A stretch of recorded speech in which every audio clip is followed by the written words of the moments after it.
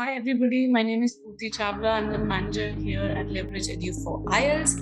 Thank you so much for joining in. Today we'll be talking about IELTS speaking, and I'll tell you about different ways in which you can crack this part of the exam successfully. And speaking is one of the many skills that they're testing in IELTS, and we'll talk about specifically today for part 2, which is the cue card round. But before that, let me just introduce you to the organization. I see some of you are regular attendees here, so of course you already have an idea. For those who are joining in new, so Leverage Edu is this platform which helps students with their study abroad admissions to take you to your dream university, as smoothly and quickly as possible. So we do everything here. You wouldn't have to worry about even one aspect of your application. So right from beginning, what course or country or university you should join, how to apply, where to, some students are already familiar with which courses they want to take up, some are not. So where you could find a fantastic course and then further your build up a fantastic career option. All of that is dealt with the experts here.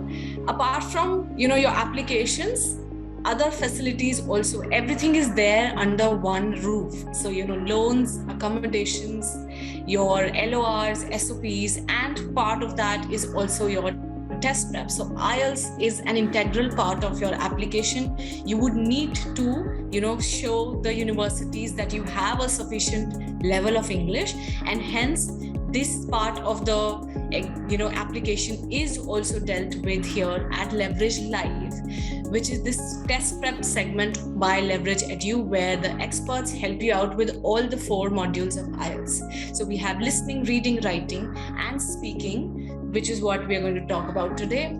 So those of you who are already here, welcome everybody. We are talking about speaking part 2 specifically for IELTS, and I'll tell you how you could plan your answer in just under 1 minute, which is the time that you officially get, so that you are able to provide them with a structured answer. So let's get right to it and start with strategy 1. So basically what you get is 1 minute, or they'll give you 60 seconds to plan your answer for IELTS. Now, this part of speaking, this is where they give you a description question. After they are done with part 1, a couple of topics, a couple of questions, then they give you this one question which you can't really change. So once you get this question, you will get 1 minute of time, and they also give you a pencil paper to make some notes if you want. After this 1 minute is over, then you'd have to speak on whatever topic you got for 2 minutes.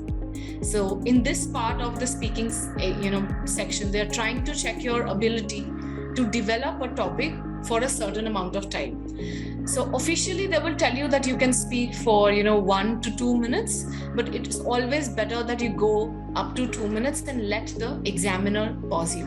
Now mind you that while you're taking this section, you don't have the access to a watch or time. There won't be a clock in the room. You can't carry, of course, a phone, or you are not even allowed to wear a watch. So it's the examiner who's managing the time. So they have a stopwatch. They'll tell you when the 1 minute for making notes starts and stops, and when the 2 minutes start and stop. So it's always better that you wait for the examiner to stop you. So that means you have reached up to the duration, which is the maximum expected of you. So what we need to do is this 1 minute of preparation time that we are getting, we need to build up certain pointers so that we are able to cover that 2 minutes time. Now, the best part about this exam is that you are getting very everyday topics based on your experiences. So it's not something that you wouldn't already know about. And if there's something that probably you haven't experienced, of course, then the best way to deal with it is to imagine and create. And I'll also talk about that in a bit. But starting with the first very easy and a very hassle-free process, a strategy, a technique that you can use to get to your, organizing your answers, which is using these question prompts.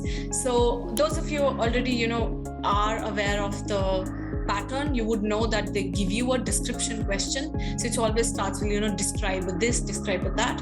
And after that, they also give you 4 bullet points or prompts or cues, which they say could help you in your answer, which do. It's not compulsory that you have to use them, but once you look at them, you'd see that, they're always on point. These pointers are something that are relevant to your talk. So then why not use these to frame your answer? So there are 6-7 questions that you should ask yourself and make your answer on. So for instance, this cue card describes something healthy that you enjoy doing. This is your main question, and this should be answered by the end of 2 minutes. Then they also give you these prompts. Usually, explaining your feelings is the last pointer that they're taking. And then what, where, who, when, all of these questions they give you.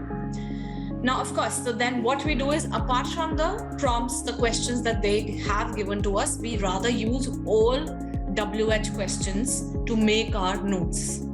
Writing everything in bullet points, 1 word, maximum 2 words, not in full sentences. That's how we make our answer. And then we organize everything into a logical order, because that is extremely crucial. You can't randomly, give them ideas, because they're also checking you on your coherence part, the structure of your answer, the structure of your speech, whatever you're saying, is there a logical flow to it or not? So that for your order to, for your answer to be, most effective, it's always better that you organize it in, like a beginning, middle, end order, so that the examiner is able to follow you. And this is the part where you're giving them a story. So like, in movies or otherwise, that they give you, like a setting up, then they build up the narrative one after the other. And that's exactly what we do here. We build up a story with a beginning, middle, and end. And these pointers, these prompts, the WH questions help us with that.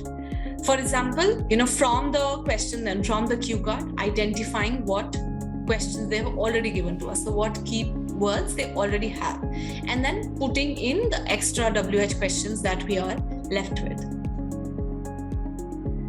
So what, where, who, why, when, and how. So what, where, who, why already given to us. So in this question, then we add when and how. So all the WH and how question. After this, depending on these questions, within like 30-40 seconds, whatever is coming to our mind first, we note it down. So when I'm getting a sheet of paper and a pencil to make my notes, and I use it in order to answer these WH questions. If there's something extra which I am adding, which is not pertaining, which is not answering these questions, then I can put in the category of other in my notes. But again, these 1-word, 2-word answers like this. So for instance, something healthy that, I'd want to do, or I already do. Circuit training, different exercises, varies each work. This is really hard. So now I'm writing multiple activities so that I can talk about them. If I take just one point, what students make an error is that they, just look at the prompts and write 1 word as the answer. So let's say to what? Let's say yoga, or this kind of training, or gymming, or, swimming, whatever one activity you'd like to take. And this is what they do. You would need to have multiple ideas always in your head so that you can elaborate on it. Because anyway, you would have to talk about 2 minutes, but you can't, add another activity. That wouldn't help. So let's say for 1.5 minutes, you're talking about one activity. Then you realize that you're not able to manage more. And you say, add that there's another activity which I do. So of course, then the examiner also realizes that, you're not able to speak on that one particular topic given to you for sufficient length. And that would be, affecting your score. So what, where, who, something other, this is what I do from my side, how, why, a couple of reasons, a couple of pointers, and Of course, I have to make this quickly as and when it is coming to my mind. After this, then, I have certain pointers in my mind. Then I'll see in the last 15-20 seconds which one I would want to use, and then putting them in a logical order. So what comes first? What is the activity? When do I do it? Where do I do it? Who runs it? You could also add who told you about it. These pointers, and remember, all of this can be used in any question that you're getting, not just for activity based, but people also, or your description questions with events or things as well. All the WH questions that you could use. Now, sometimes, of course, you wouldn't have loads of time to write everything in a logical order. So what you could also do is to number them. So, first, so these are the 4 points that I'll talk about first. So 1, 1, 1, 1. These are the next points I'll talk about. So 2, 2, 2, like that. So here, this will cut down your time. So if you, as soon as you get a question and you think around these WH questions and keep writing those one words as and when they are coming, and then you understand, okay, this is what I'll say first, second, third in the last 20 seconds. And of course, initially when you start making notes, it might take you 2 minutes, it might take you more, but you gradually cut down your time, because in the exam, you're not getting more than one, right? So once you do this exercise of making notes according to or around WH questions a couple of times, you will be able to manage to bring it down. After that, then of course, you're not just answering them, you frame sentences, fuller, complete sentences to talk about your experience. Now, this is a personal anecdote or experience that the examiner is expecting from you. So it should be like a story. It has to be, you have to weave that story, a good one, but it has to be a story. You can't have random points here and there. And very personal. So some students also, say that this is what is generally done. This is what they believe in, what society or people do. You can include, generic pointers like these, but always then connect it back to personal opinion and personal story. You will get part 3 to give your opinions and ideas for, other people in your country or society, but use this part and make it personal. So then you start with, like a background. I'm into fitness, this is what I do, and this is the activity that I'd like to talk about. The first sentence has to introduce the topic to the examiner. So for instance, if they say, describe an intelligent person, so you end up giving or giving characteristics or personality of that person. Where did you first meet them? But you end up not giving their name. So it's not like you have to, of course, point them out. You can also make them like anonymous. You can say it's my friend or it's my relative or something like that. But it is better if you give details. One, of course, it adds to that personal touch. Second, the more details you give, the more intricate your answer will be, plus more personal. That's what the examiner is checking. So then you go from one point to the other, talking about these ideas and keeping, connection between this. Then you will not say in the, looking at your question paper, okay, this is what I do. Why do I do it? This is why I do it. Where do I do it? This is why I do it. That shouldn't be the case. You can't, it's not a question answer round. That's part 1 and 3. It has to flow in a logical order, So you start with, weaving those points together into a story. And here.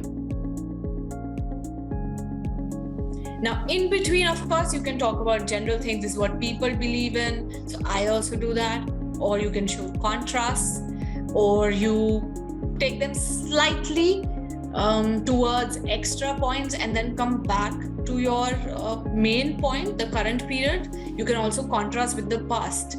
Something like, they start with, sometimes if there aren't many of us there, we do a session on the spin cycle. This is really tough if you don't get up on a bike. I used to cycle a lot, but I don't have time ever since I've taken up rowing. So you give them some detail which is not relevant to your current storyline, and then you bring them back with a anyway.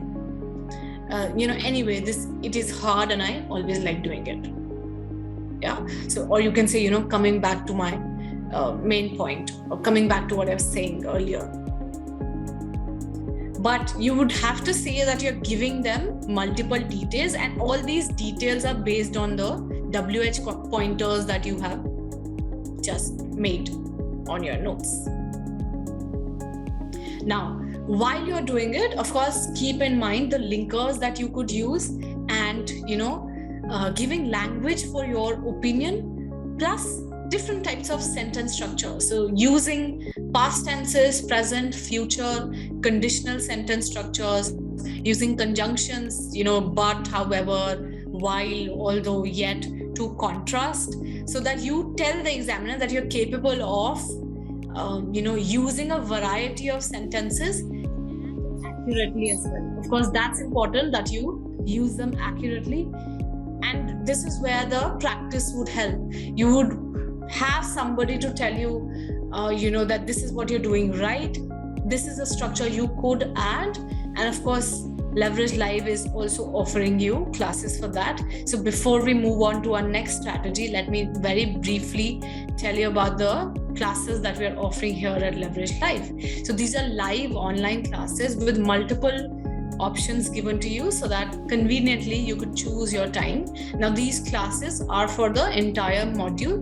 In case you want to also opt for, let's say, a couple of skills and sections, you can also do that. So we have different options for regular classes, 4 weeks or 6 weeks, so Monday to Friday or thrice a day. So either you go for MWF batch or TTS batch, various times also, morning, evening, that you could choose depending on your schedules. Then there are these fast track batches where things are done a bit quickly. So your entire course will be covered in just 2 weeks. So there's the afternoon or the evening batch for it. And the study material, Cambridge tests, sectional tests, full mock tests, recorded sessions, of course, live feedback from the trainer. There's no limit on the number of questions you could submit for writing or speaking. All of that is there with all the 4 different duration and different courses that we have. There are multiple trainers, so we try to keep the batch size also small so that you could learn from other people, and of course personal attention being given to us. And in case you miss any session, so you also have the chance to watch the recorded session for the same. All the classes will be recorded with extended validity. So even after your course is over, suppose you immediately don't end up taking the test, you can also go back and revise, and you'll have the study material also with you. So Cambridge books plus extra study material, the links of where you could book your test, all of that is there. And most importantly, these are live classes, so you would be on the dashboard of Leverage Live with us, with all the options available to you, and each of the module, what happens, what are the do's and don'ts, strategies, what sort of questions, all of that is dealt with. There's supplementary material also that is provided from our side, so sample answers, recent exam questions, vocabulary, idioms, sentence structures, grammar, all of that is dealt with in the class as well, and supporting material provided to you as well. All right, let's get back to our next strategy. Okay, now some students, they say that as soon as they see a question in front of them, they write whatever comes in their mind, which is again another effective strategy, of course, if done in a sequence of steps. So, which is brainstorming. So as soon as you see a question, whatever comes to your mind, regardless of these WH questions, you just put it down on paper. I would really strongly advise that you put things on paper. You could also use it, while you're speaking. So you can look down on your sheet also while answering. That is not frowned upon, and that also helps you to be a bit more confident and again structured in your speech. So making notes is also not compulsory, but of course I'd advise you that you do that. So one is, of course, you go according to the WH questions. The other one is to just randomly write whatever is coming to your mind. For instance, this cue card: describe a place near water that you have visited. So again, you have these WH questions, but you probably, instead of looking at them, just look at the main question and write the first thing that is coming into your mind. But of course, the next thing is always in the last 15-20 seconds that you organize your notes into a logical order. So for instance, some activity that I could do near water, whatever is coming to my mind around that activity or the place, then I keep on writing my notes. Whether or not I'd use it, that planning has to be done in the last 20 seconds. But the first thing I do is just randomly, without thinking, I put down whatever's coming to my mind around the activity. Now, in order to do this, make use of not just your real life experience, but also, pick up things from movies or TV series, or things that your friends might have told you about, or things that you have read somewhere. Use all of that as your experience, because remember, they're not checking your reality or how truthful you are being in the exam. All they need to know is your ability to speak fluently, relevantly for 2 minutes on that topic. Whether it is your own opinion or your own experience is irrelevant. So don't worry about the fact that whatever you have to say has to be your experience. No, in fact, I'd advise you to pick up things from your environment and your experience outside of your life, so that you're able to add details. There's no way that you'll be able to speak on that one topic just using 3-4 pointers, because then you always have that risk of repetition and going, redundancy. You're hovering around the same points. That will definitely cut down your score if you keep on repeating. So as many details, and then the next step is, of course, again, deciding what you need to do and putting them in a logical order. Logical order meaning, so if you were to tell somebody, or you were to ask somebody, let's say, which movie did you see?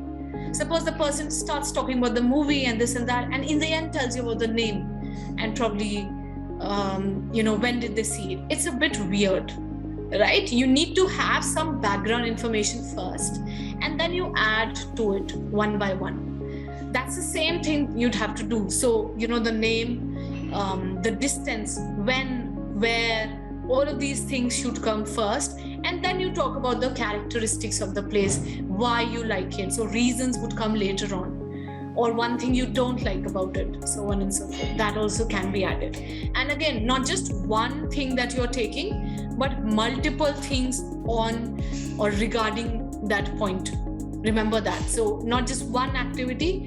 If you include multiple pointers, that always help you with taking your time and speaking for that appropriate length. Again, the first sentence you do is to introduce the topic to the examiner and then build upon it. Use these pointers to add to it. And something that also helps you to cover the time appropriately is your pace. So, you neither have to go really fast or the other extreme to go slow. So maintain a confident, calm, cool, neutral pace, so that if there's something that let's say you're thinking about the next point, you'd have time, because you're going at a certain pace, to think about it in your mind. You have that point to process your ideas.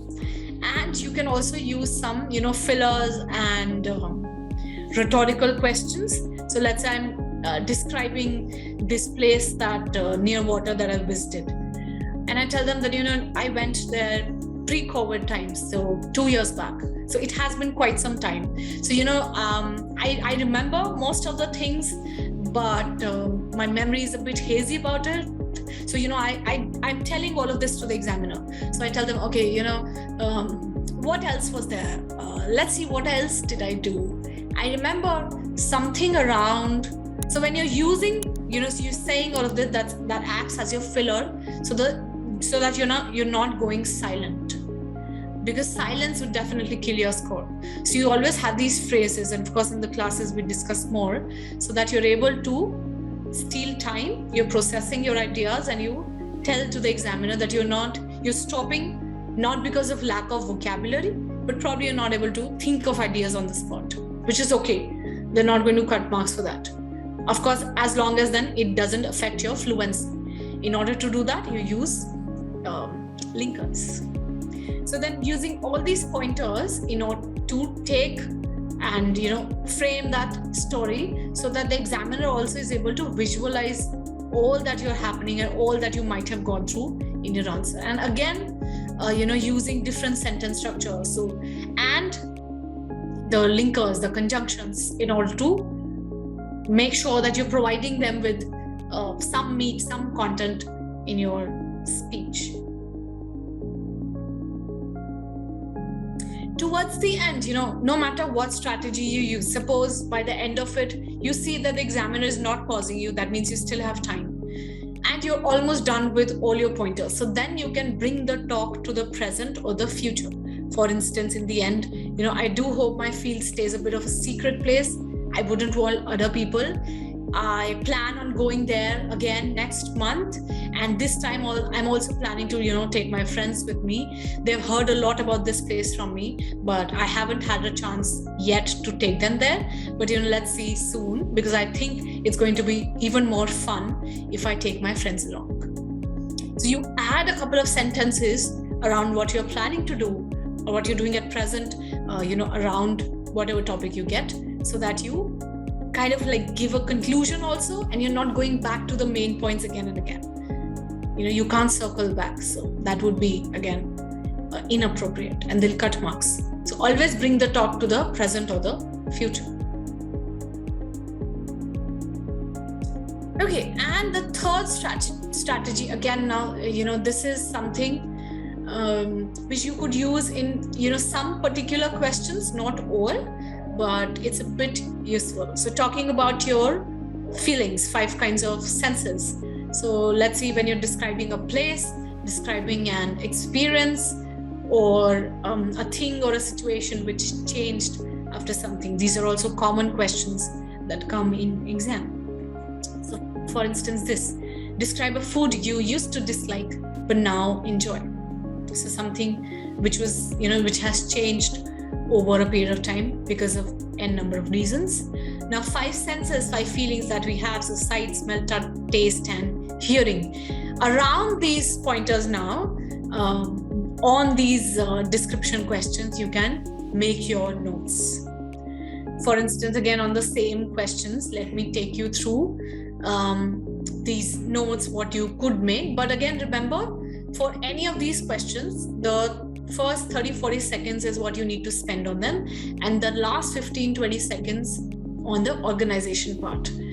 And again, don't worry about some unique idea or something uncommon, unusual that you'd like to pick. Go with the first thing that comes to your mind. Don't change or hop on different ideas. That's never a good thing, because you don't really have that kind of time, right? Use the first idea that pops in your head. So for instance, things around taste or smell or the texture, so that you can use the 5 senses and talk about it. So let's say I take figs, that fruit. What sort of appearance does it have? What smell? What taste? Where did I find it?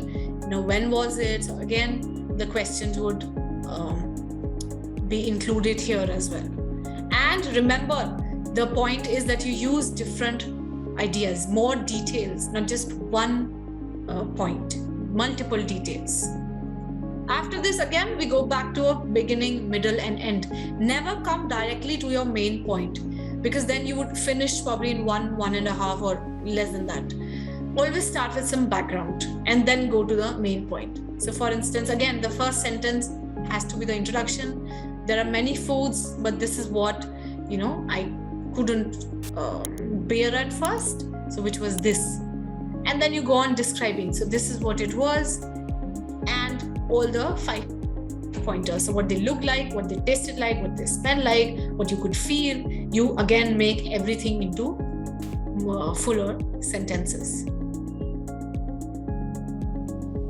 And while you're doing this, in order to score higher in pronunciation, see that you're speaking naturally with voice modulation and intonation as well. So if you're saying something that it tasted horrible, so one way is that you speak in a flat tone, one way is then you show it with your tone and facial expression.